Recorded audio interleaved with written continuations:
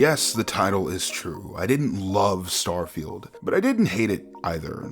I liked it. Then I didn't, then I did, then I really didn't, and that just kind of went in a circle for about 20 hours. But if we're going to talk about Starfield in depth, then we need to do a full spoiler discussion, or else I wouldn't be able to fully articulate why my feelings are so complicated, okay? Alright, let's start off with the positive stuff first. Even on a Series S with a 900p resolution and lots of visual concessions to make it run, the game still looks great. Better than most Series S versions of games in my opinion, save for the occasional frame rate stutters. It's leaps and bounds above Bethesda's other titles visually. Speaking of which, the overall skeleton of the game is the same as the rest of Bethesda's catalog. If you've played a game that they've made in the past God knows how long, then you'll know what you're getting into. Although you can tell that there were real attempts to improve on specific mechanics that past games had had difficulty with. The gunplay especially is the best it's ever been. And I kinda think that that's because there's no VATS or anything to pick up the slack this time. Starfield's combat is legitimately fun and surprisingly so. The weapons have a lot of variety in their use cases, the powers are fun to use, it's all pretty good. The dialogue choices are no longer tied to buttons, allowing the playable character to have a lot more varied options, which is exactly what I wanted after Fallout 4, and I'm glad to see it here. Seeing choices directly tied to the background you chose was always a nice touch, and allowing your companion to speak for you was also a nice addition. There was an obvious attempt at making a game that's easy to pick up, but can easily be personalized the more you get into it, between the age-old weapon, armor, and research stations, as well as the new, very intricate shipbuilder. Outposts return, and they're not required this time. It's like Todd's doing everything I asked him to do. While you do mostly end up traveling through menus, there are cool things to do in the orbits of planets, like shooting meteors to collect minerals, fighting space pirates, or finding stranded starships that need your help. While the planets are, let's just call them a mixed bag, they're still really nice to look at. I spent a lot of time admiring the terrain or the skyboxes on all the different planets I explored. There's an immense amount of intricate details like time working differently depending on the planet you're on, which is something I wouldn't even think of. Or planets accurately orbiting and changing how they look depending on where they are close to the sun. It's insane. Jumping around in low gravity never got old at all. I swear half of my time on the moon was just seeing how high I could go. The main quest with the Constellation was, at times, the best story I've ever experienced in a Bethesda game. And that's pretty much all the stuff that takes place after the Neon quest, so after the first 10 or so hours of the game. That Neon quest was just, it was so good. It was some of the most fun I had in the game. You know, mostly because it was a real mission and not a glorified... Okay, breathe in, breathe out. The narrative was willing to go some places that I didn't expect it to at all. The most obvious one being that one of the party members you're closest to fucking dies. For me, it ended up being Sarah, which was far more interesting for my character since they had a romance that didn't get to reach marriage quite yet. Character death don't equal good story, but I think it was really well done in the game.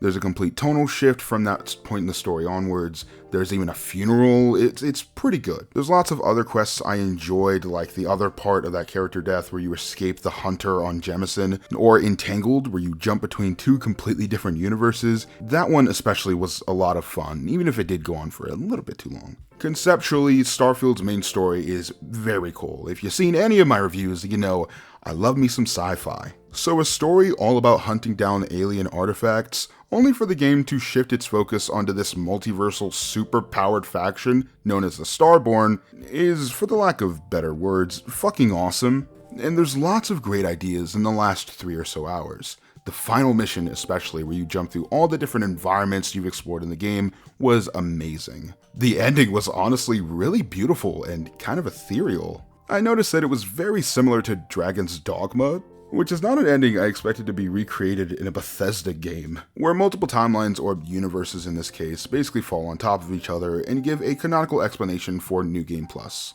Being able to talk to my main character was really interesting. The ending was so good that it almost tricked me into replaying the game. Almost. In Starfield, New Game Plus just begins right after your first playthrough, and it's immediately different. You have powers, you get the Starborn ship as well as a suit, there's different dialogue choices, and the big thing is that there's a new quest where you play an alternate version of the main story. There are a lot of great ideas in Starfield's main story, so it sucks to see that those great ideas are only capitalized on for less than half of the game. And that's honestly the way the entirety of Starfield is. Everything that's good or exceptional is buried under mediocre to just plain boring stuff. The first 10 or so hours felt like a merry-go-round of tours through random planets, or the same temples to get powers and caves to find artifact pieces.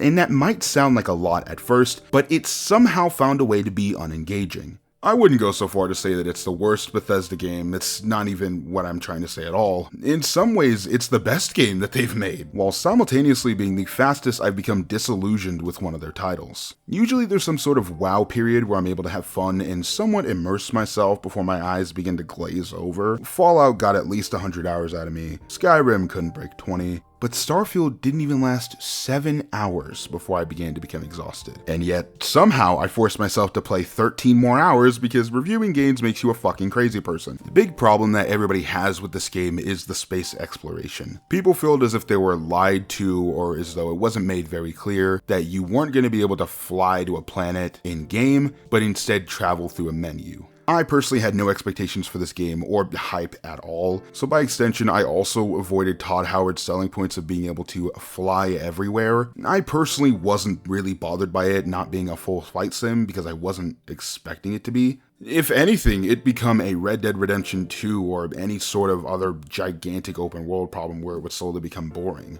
I'm personally bothered that everything about flying is made needlessly complicated. Just an example, near the end of the game, I wasn't able to fly to the final planet, Mazda. I keep wanting to say Mazda. I wasn't able to fly to the final planet despite having a grav drive capable of making the trip. And after looking online for about 10 to 15 minutes, I was eventually able to find out that it was because I didn't have enough fuel tanks. Not through the game, through a fucking Reddit thread. What I can't wrap my head around is that it's an easy system to understand. It's very basic. The game just doesn't explain it to you. Minor stuff like that aside, what I was really bothered by was the planets. There's a lot of them, and I mean a lot. But unless they have a major city, they're empty save for a few outposts or landmarks. Starfield is the prime example of bigger doesn't mean better. Just because it's a good selling point on the back of the box to have a gazillion planets to explore, it doesn't mean that exploring them is fun.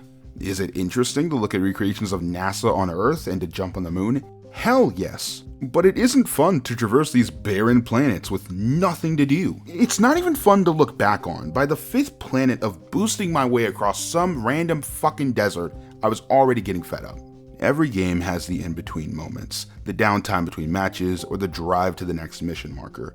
It just comes with the territory. The thing is that Starfield is mostly made up of in-between moments masquerading as a big cinematic main story. It gets to the point that even very minute things begin to weigh down on my experience, like the lack of minimaps. I get that was probably done for immersion, and that would be less upsetting if some of the worlds weren't so visually muddy. All the colors mixed together make it difficult to identify things, which is a problem the games figured out years ago by having a fucking map. The removal of any sort of map, even in the pause menu, makes it easier to get lost or to not realize that there's something there off in the distance. It's just annoying. Or how about encumbrance, something that I didn't even realize I'd hate so much until I played the damn game. I watched Stephanie Sterling's video on the topic before playing the game and I didn't really think anything of it. I just thought that it was her opinion and I put it to the side. But it's been a while since I played Fallout. I forgot the rage. I can barely come up with the words to describe how much I fucking hate this. Nobody drives around in open world sandboxes and says, you know, it'd be nice if you were required to fill up your gas tank every now and then or throw your trash into the garbage can, because that would be fucking boring, save for survival games that focus on resource management, and even then there's an argument to be made that it's still annoying. There's no purpose for a mechanic like encumbrance to be in the game except to badger players with trivial chores. I don't like the persuasion system. It's weird. He stinks and I don't like him. The UI is needlessly overflowing with shit to select without actually giving me all of the important information. Not to mention that while Starfield is a pretty game, it's glitchy as shit. Beyond the random Bethesda jank that's somehow always treated like an adorably out-of-touch relative, the only difference being that your relative doesn't charge you $60 to $70 to have the same fucking casserole reheated 8 years later. Beyond that, I had the game crash on me at least 3 times. I don't like dealing with this in a polished game that I like, but it's even more frustrating when it's a less fun game that people are buying for more money. It's not that there isn't anything good or satisfying about this game.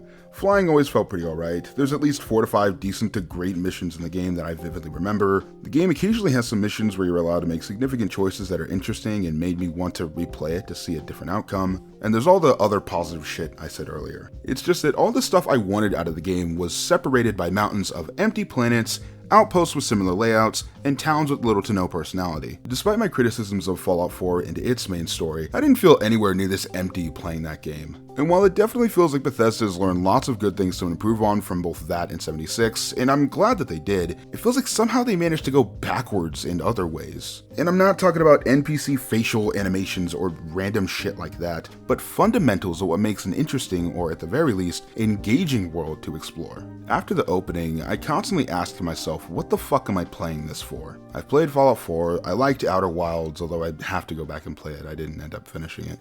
I've played fucking Star Wars Squadrons. I've played other games that do this game's mechanics way better. This is just an average iteration of 4 different games duct taped together in a $70 package. Honestly, if you have Game Pass, or if you've liked most of Bethesda's recent output, then go for it, I guess. I don't regret finishing the main quest, and there is a substantial amount of side content in the game that I just haven't seen yet, so if you like it, there's lots to do in it. Maybe it's just how close we are to launch that all the negative parts of the game are overshadowing the things I did enjoy, but regardless of how I may or may not feel in the future, right now, Starfield is an overall lesser quality game that really, really wants to be the big game of the year. What a shame.